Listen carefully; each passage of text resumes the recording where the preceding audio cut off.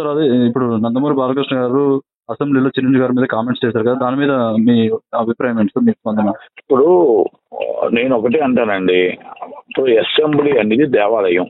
అవును. అసెంబ్లీ అనేది ఎన్నో మనకు బిల్స్ మొత్తం టోటల్ గా మన రాష్ట్రంలో ఈ రోజు మనం చట్టాలు చేసే అసెంబ్లీ అంటే మన చట్టం పరిధిలో ఏమొస్తాయి అన్ని చేసుకొని మనం very valuable, every minute is valuable time. మనం ప్రజల కోసం మాట్లాడాలి, ప్రజల సంక్షేమం కోసం మాట్లాడాలి, రాష్ట్ర అభివృద్ధి కోసం మాట్లాడాలి. అసెంబ్లీ అంటే ఆ టైము మనం ప్రజల పక్షాన మాట్లాడాలి. అదేంటండి అది అక్కడ అసలు ఇప్పుడు సబ్జెక్ట్ కానప్పుడు అసలు అసెంబ్లీలో సబ్జెక్ట్ మా ఎక్స్ మినిస్టర్ అంటే రాజ్యసభ ఎమ్మెల్యే సబ్జెక్ట్ కానప్పుడు ఆ సబ్జెక్ట్ పేరు ఎత్తకూడదు అనేది కూడా తెలియకపోతే ఎలాగా రూల్ పొజిషన్ లో నాకు తెలిసి నాకు అవగాహన కొంతలో ఉంది. నేనేం పొలిటికల్ లీడర్ను కాను, కానీ నాకు తెలిసింది ఏంటంటే 1998 or 97 బాగారెడ్డి గారని ఎంపీ, మెదక్ ఎంపీ ఉండేవారు. ఆయన మెదక్ ఎంపీ గారు అప్పుడు రవాణా శాఖ మంత్రి కేసీఆర్ గారు, ఇప్పుడు కలగుంట్ల కేసీఆర్ గారు, ఓకేనండి. అప్పుడు సీఎం చంద్రబాబు నాయుడు గారు, అప్పుడు ప్రతిభా భారతి గారు, కానీ నాకు తెలిసి మన ప్రతిభా భారతి గారు అనుకుంటా స్పీకర్ గారు. అక్కడ ఆయన ఆ సబ్జెక్ట్ పేరు వస్తే మన అసెంబ్లీ పేరు అంటే దాంట్లో మన మెంబర్ కానప్పుడు ఆయన కోసం డిస్కస్ చేయడం తప్పు అని చెప్పి రూల్ పొజిషన్ ఇచ్చి డిలేట్ చేశారు. అప్పుడు స్పీకర్ పొజిషన్ లో ఉన్న వాళ్ళు కూడా చాలా జాగ్రత్తగా వ్యవహరించారు, జాగ్రత్తగా చూసి మరి వ్యవహరించారు. ఇప్పుడు కామినేని శ్రీనివాసరావు గారు అది మాట్లాడడం తప్పు, అసలు ఆ సందర్భం కాదు. దాన్ని ఎత్తుకొని చిరంజీవి గారిని వ్యంగ్యంగా మాట్లాడడం అనేది ఇంకా తప్పు. మీకు జగన్మోహన్ రెడ్డి గారు మీ ప్రతిపక్ష నాయకుడు, మీరు ఏమైనా చేసుకోండి, ఆయనకి పార్టీలతో సంబంధం లేదు. మీ పార్టీ పిలిస్తే మీ పార్టీకి కూడా ఆయన వచ్చాడు, ప్రమాణ స్వీకారానికి వచ్చాడు, మిమ్మల్ని అభినందించాడు, మీతో పాటు ఉన్నాడు. వాళ్ళ తమ్ముడు మీ దాంట్లో ఒక one of the lead party అని జనసేన. అయినా జగన్మోహన్ రెడ్డి గారు పిలిస్తే జగన్మోహన్ రెడ్డి గారు కూడా గౌరవం ఇచ్చి గౌరవం తీసుకునే వ్యక్తే చిరంజీవి గారు. నేనెళ్ళినా మీరెళ్ళినా ఆయనకి రాజకీయాలతో వాళ్ళకి అందరూ కావాలి, అందరితోనే ఆయన అలాగే ఉంటాడు. ఇండస్ట్రీ బాగు కోసం, ఇండస్ట్రీ మంచి కోసం పెద్ద మనుషులు వెళ్ళి ఏమంటే నిర్మాతలు అందరూ వెళ్ళి ఆయన అడిగారు, సార్ ఆ గవర్నమెంట్ తో మాకు ప్రాబ్లం ఉంది, ఆ గవర్నమెంట్ మాకు ఆల్రెడీ కొంచెం ఏంటంటే గ్యాప్ వచ్చింది కనుక మీరు ఆ గ్యాప్ ను కొంచెం చేసి మాకు సినిమా రిలీజ్ లేకపోతే మొత్తం టోటల్ గా ఇండస్ట్రీ బయట రోడ్డు మీద పడిపోతాం. మేము త్రిబుల్ ఆర్ సినిమా చేసాం, దాని గారు, రాజమౌళి గారు, కొరటాల శివ గారు వీళ్ళంతా వెళ్ళి మేము ఆల్రెడీ సినిమా చేసాము, ఆ సినిమాకి రేట్లు రాకపోతే ఇది రాదు, ఇంటర్నేషనల్ మూవీ కనుక దయచేసి కొంచెం మీరు మాకు హెల్ప్ చేయాలి అని requesting is chamber, requesting is council, requesting all producers and director and Chiranjeevi గారు. ఇది బాగా గుర్తుపెట్టుకోవాలి.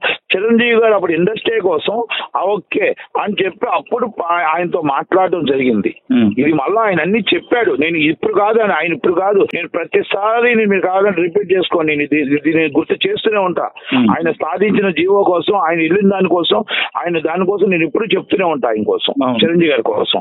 మొన్న స్ట్రైక్ లో కూడా చెప్పాను, అది కష్టపడి ఆయన చేశారు కాబట్టి, సాధించారు కాబట్టి స్ట్రైక్ కూడా సాధిస్తారు, కాల్ ఆఫ్ చేస్తారు అని చేసి చూపించాం. అదే కామినేని శ్రీనివాస్ గారు చిరంజీవి గారు గట్టిగా మాట్లాడడం వల్లే జగన్ ఒప్పుకున్నాడు అనే మాట మాట్లాడడం అది బాలకృష్ణ గారికి నచ్చలేదంటారా? ఇవ్వండి, బాలకృష్ణ గారికి నచ్చిందా లేకపోతే అక్కడ ఎవరికి నచ్చిందా, అసెంబ్లీలో ఎవరికి నచ్చలేదో మనకు అనవసరం అండి.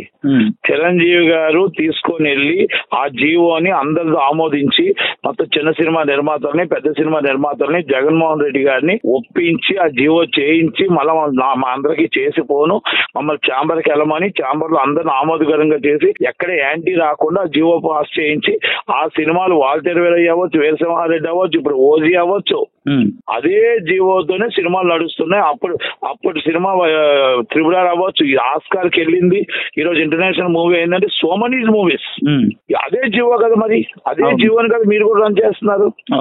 ఆయన ఆ రోజు మొత్తం టోటల్ గా ప్రజల కోసం చూశారు, అంతా చూశారు.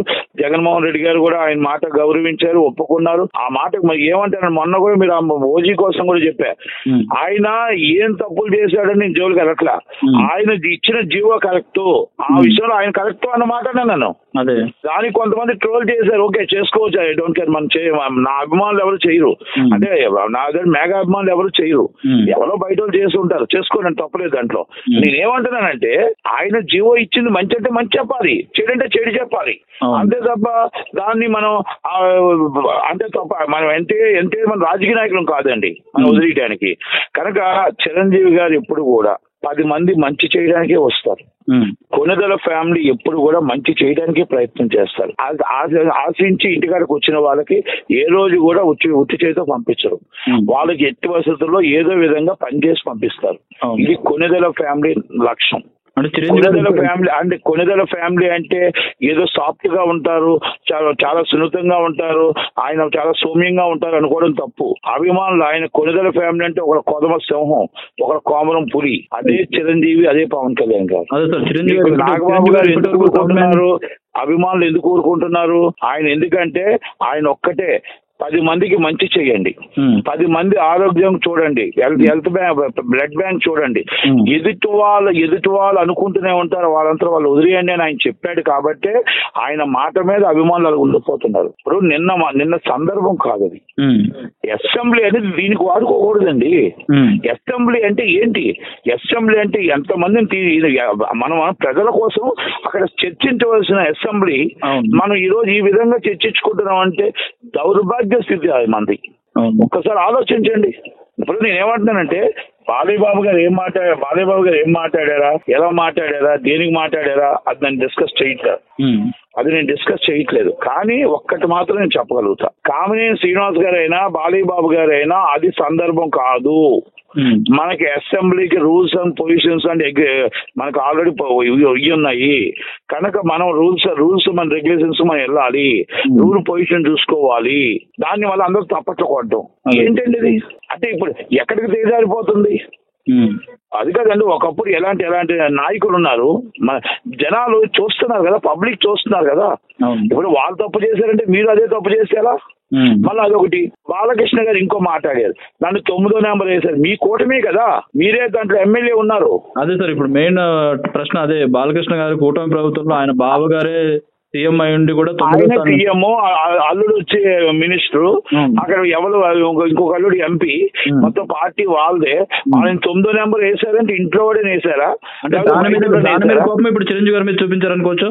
ఏమండి, చిరంజీవి గారి మీద కోపం చూపించడానికి ఆయన 10 మందికి మంచి చేశాడు. ఎవరికి ఒకటే, ఈ రోజు ఒక్కటి చెప్తున్నా, సూటిగా చెప్తున్నా. మరి ఆ రోజు నుంచి ఈ రోజు దాకా ఎవరైనా పని చేశారా?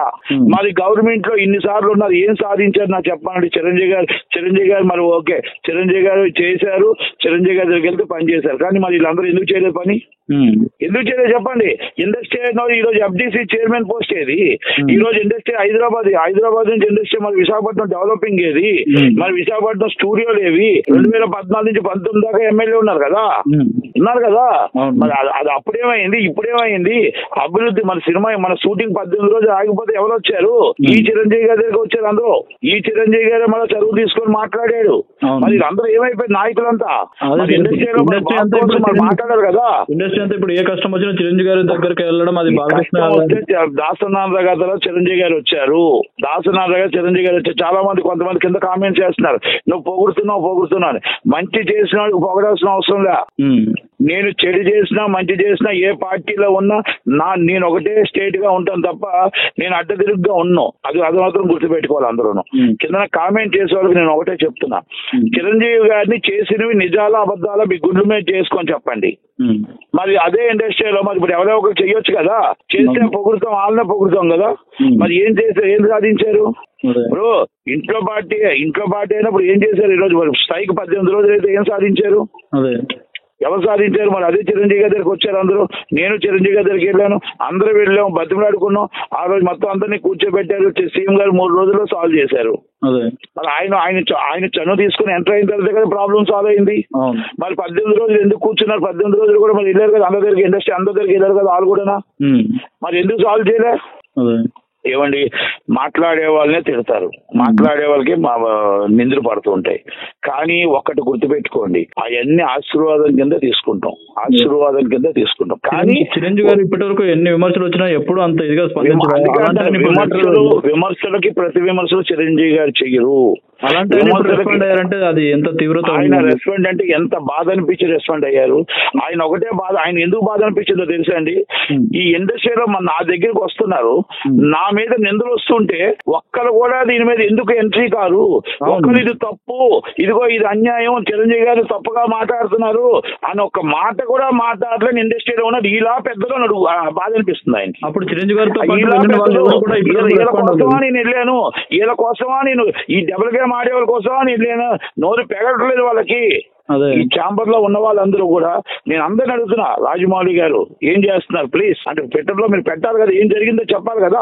ఆర్ నారాయణమూర్తి గారు, పోసాని కృష్ణమురళి గారు, మహేష్ బాబు గారు అందరూ ట్విట్టర్ లో పెట్టండి. మీరు వెళ్ళారు, మీ అందరి కోసం చేశాడు ఆయన, మీ అందరి కోసం. జూనియర్ ఎన్టీఆర్ గారు అందరూ మీ అందరి కోసం, ప్రభాస్ గారు మీ అందరి కోసం ఆయన ప్రత్యేకంగా వెళ్ళి మిమ్మల్ని తీసుకొని వెళ్ళి ఆయన మాట్లాడి తీసుకొచ్చాడు. ఒక్కసారి గుర్తుపెట్టుకోండి, అందరి కోసం, ఇండస్ట్రీ కోసమే చేస్తాడు. ఇప్పుడు చిరంజీవి గారు కానీ పవన్ గారు ఇండస్ట్రీ కోసం చేస్తాడు, ఇండస్ట్రీ కోసం ఉంటాడు, ఇండస్ట్రీ కోసం కాపలా కోసం ఉంటాడు. ఒక వ్యక్తి ఆపదలో ఉందంటే ఆదుకుంటాడు. ఆయన అందరివాడు కొందరివాడు కాదు, మళ్ళా చెప్తున్నాను, అందరివాడు కొందరివాడు కాదు. ఎంతమంది ఎన్ని విమర్శలు చేసినా ఎన్ని చేసినా ఏం చేసినా సాధించగలిగింది మెగాస్టార్ చిరంజీవి గారే, సాధిస్తుంది ఆయనే. ఈ రోజు ఆ రోజు ఈ జీవోనే మనం వాడుకుంటున్నాం, ఈ జీవోతోనే సినిమాలు చేసుకుంటున్నాం, ఈ జీవోతోనే ఈరోజు ఎన్ని సినిమాలు రిలీజ్ చేయగలుగుతున్నాం అని మనం గుర్తు పెట్టుకోవాలి. చిరంజీవి గారు సహాయం చేయడానికి ఎప్పుడు ముందుంటారు, వివాదాలకు దూరంగా ఉంటారు. అలాంటి చిరంజీవి గారిని ఇప్పుడు వివాదాల్లోకి లాగడం అంటే ఎలా సార్? అంతే అంటే అసెంబ్లీలో లాగడం తప్పు అంటున్నాను నేను.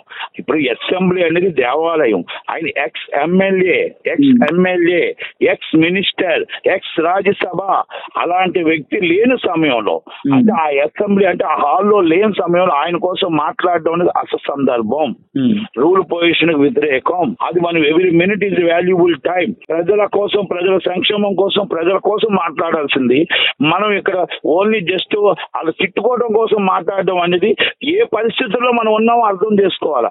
ప్రజలు అర్థం చేసుకుంటున్నారు, ప్రజలు అర్థం చేసుకుని జగన్మోహన్ రెడ్డి గారికి 11 సీట్లు ఇచ్చారు. ఆ పరిస్థితి మనం ఎప్పుడూ తెచ్చుకోకూడదు. ప్రజలు నియంత్రణ వాళ్ళకి అర్థమవుతుంది ప్రతి ఒక్కరి కూడా. అదే ఇప్పుడు అప్పుడు ఎవరైతే చిరంజీవి గారితో పాటు అక్కడికి వెళ్ళారో వాళ్ళు రెస్పాండ్ అవ్వాల్సిన అవసరం ఉందో లేదా సార్?